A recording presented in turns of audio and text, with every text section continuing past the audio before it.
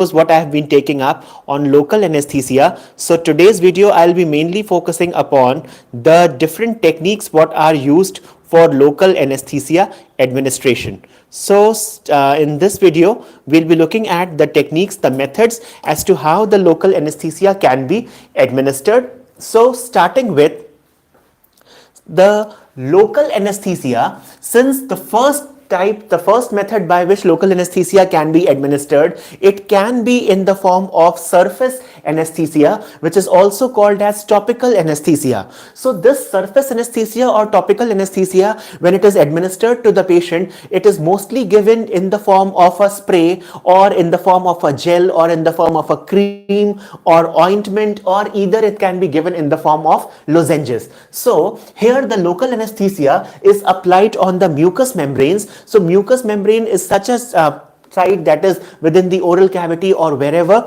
this mucosa is present. So it is mostly the surface anesthesia or local anesthesia. It is given on the mucous membrane, and the example for this surface anesthesia or the topical anesthesia, it is the lignocaine 2 to 10% and the cocaine 1 to 4%. It is being given. Now the next type of the technique it is, which is called as the infiltration anesthesia. So in infiltration anesthesia, the local anesthesia is injected directly onto the tissues. So wheresoever the tissue is there where the local anesthesia needs to be injected, it is called as the infiltration anesthesia, and this infiltration anesthesia is being administered at the tissue site where it is being given.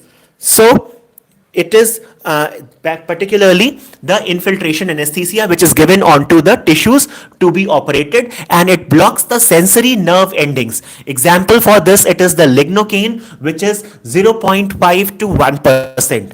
Now moving on to the next type, that is the third is the nerve block anesthesia, and in nerve block anesthesia, the local anesthesia is injected very close to or around the peripheral nerve or the nerve plexus. So the ideal nerve blocks what are given in dentistry, in the various treatment orodental procedures what are being carried out, it is the nerve block anesthesia which is being given at the peripheral nerves or the nerve plexus, and it produces larger areas of anesthesia. Example for this is the lignocaine 2%. Lignocaine 2% it is given. The next is the spinal anesthesia. So this spinal anesthesia, here the local anesthesia is injected into the subarachnoid space to anesthetize the spinal roots, usually at the level of the lumbar 2 to 3 or lumbar 3 to 4 vertebrae below the lower end of the spinal cord.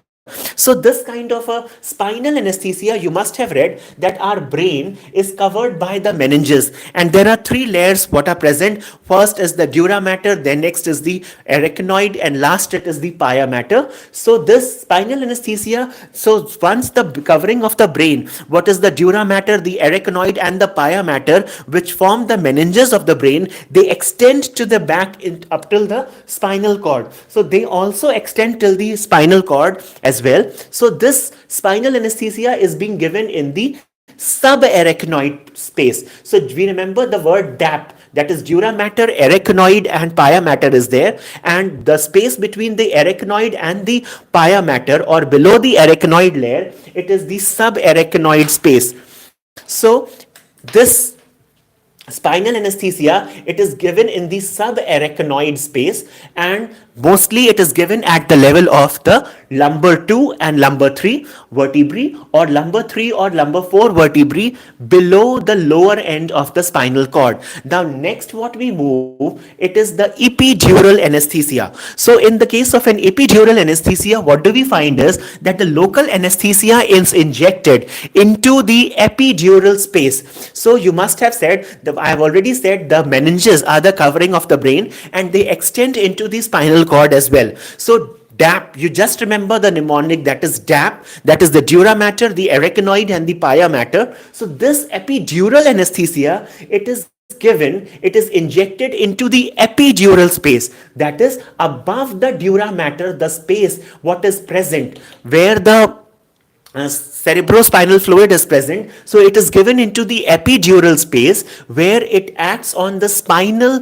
nerve roots, and it is commonly used drugs what are there. It is the lignocaine and the bupivacaine. So these are the two local anesthesia which is being given through the epidural route, epidural anesthesia. And the most commonly used this kind of an anesthesia, it is mostly given in the obstetric analgesia. So whenever in the obstetrics and gynecology, whenever the delivery of the baby is there, the childbirth is there, such an anesthesia, such an epidural anesthesia is given to during the obstetric analgesia. Now moving on to the last but not the least, that is the intravenous regional anesthesia, which is also called as the Beer's block.